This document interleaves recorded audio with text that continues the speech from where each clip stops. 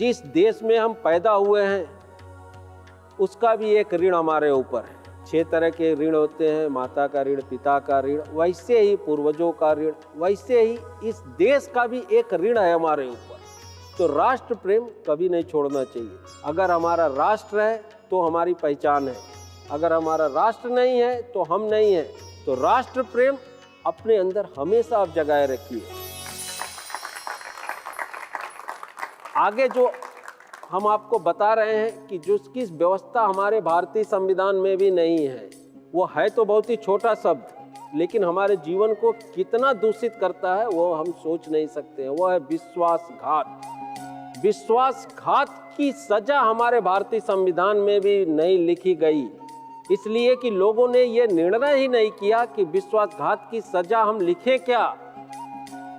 वो अपराध तो ऐसा है कि जिसको भगवान भी माफ नहीं करता, फिर हम कैसे उसकी सजा मुकर्रर करें। ये भले हमें लगता है कि आज हमारा कोई कमजोर आदमी है, हम उसका धन का हरण कर लिया, वो हमसे कमजोर है, नहीं ले सकता है, लेकिन उसको भरने के लिए हमें फिर से जन्म लेना पड़ेगा। भरना तो है, ये प्रकृति का नियम है, उससे हम बच नहीं सकते। तो विश्वासघात को जीवन में कभी नहीं अपनाना चाहिए। आखिरी चीज जो हम आपसे निवेदन करते हैं, जो आपको अपने आंखों से दिखाई देता है, वो है हमारे सूरज भगवान। सारे लोग भगवान को ढूंढते फिरते हैं ना, किधर हैं, किस दुकान पे मिलते हैं, कहाँ हैं कि नहीं है, इस चक्कर में उलझे रहते हैं। लेकिन जो भगवान हमें साक्षात दिखाई देते हैं वो सूरज भगवान, वो तो सारे लोग देखते हैं ना। इनके लिए किसी मंदिर की जरूरत नहीं है जाने की। तो कम से कम अगर आप स्वस्थ रहना चाहते हैं, सुखी रहना चाहते हैं, तो सवेरे सूर्य नमस्कार की आदत डालिए। अगर सूर्य नमस्कार नहीं भी कर सकते हैं तो सूरज भगवान को हाथ तो जोड़ सकते हैं।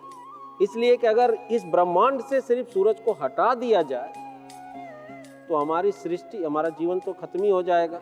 तो सूर्य को अगर आप नमस्कार करते हैं तो एक तो आपका शरीर स्वस्थ रहेगा, शरीर स्वस्थ रहेगा तो मन प्रसन्न रहेगा, और मन प्रसन्न रहेगा तो धन तो अपने आप आ जाएगा। अगर आप प्रसन्न नहीं रहते हैं तो धन नहीं आ सकता है। तो सबसे पहले आप प्रसन्नता की आदत डालिए। तो पूरे दिन के आखिरी में, रात में जब आप बिस्तर पे जाते हैं, तो पूरे दिन में आपने अच्छे कर्म क्या किए, बुरे कर्म क्या किए, ये जरूर एक बार फ्लैशबैक करना चाहिए। अगर आप ये फ्लैशबैक रोज रात में एक बार करते हैं तो आपके अंदर की जो आत्मा है, जिसको हम स्व बोलते हैं, वो खुद ब खुद जागृत हो जाएगी।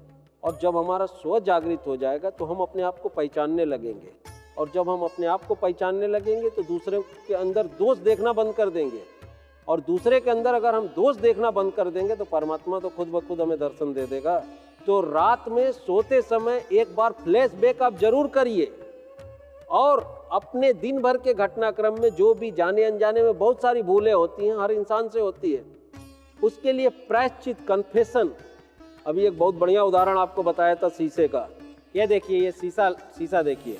चंद्रमा को हम देखते हैं तो क्या नजर आता है? चंद्रमा की खूबसूरती।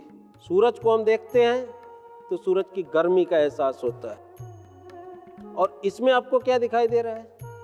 इसमें भगवान की बनाई हुई सबसे अद्भुत कृति दिखाई दे रही है, जिसको आप खुद नहीं पहचान पा रहे हैं। भगवान की बनाई सबसे अद्भुत कृति इंसान होता है। एक इंसान को ही कर्म करने का अधिकार है, भगवान को भी नहीं है। इंसान का जन्म तभी मिलता है जब हमें जन्म मरण के चक्कर से मुक्त होना होता है। उसके लिए हम कर्म करेंगे तो ही होंगे। तो आप एक मिरर लीजिए, एकांत कमरे में। बहुत लोगों को शर्म आती है, भाई कन्फेस हम कैसे करें, गुरु से करेंगे तो गुरु जानेगा, माता पिता से हम कर नहीं सकते, फिर जाए कहाँ। आप शीशा लीजिए एकांत कमरे में, उसके सामने खड़े होइए, हाथ जोड़िए, प्रार्थना करिए। आप बोलेंगे, हे शीशे महाराज, हे मिरर महाराज, हे दर्पण महाराज, आज तक जो कुछ भी जीवन में जाने में अनजाने में हमसे गलतियां हुई हो, उसका मैं हृदय पूर्वक पछतावा करते हैं। जब आप हृदय पूर्वक दिल से किसी गलती को स्वीकार करेंगे तो उस गलती को भगवान सदैव के लिए माफ कर देगा।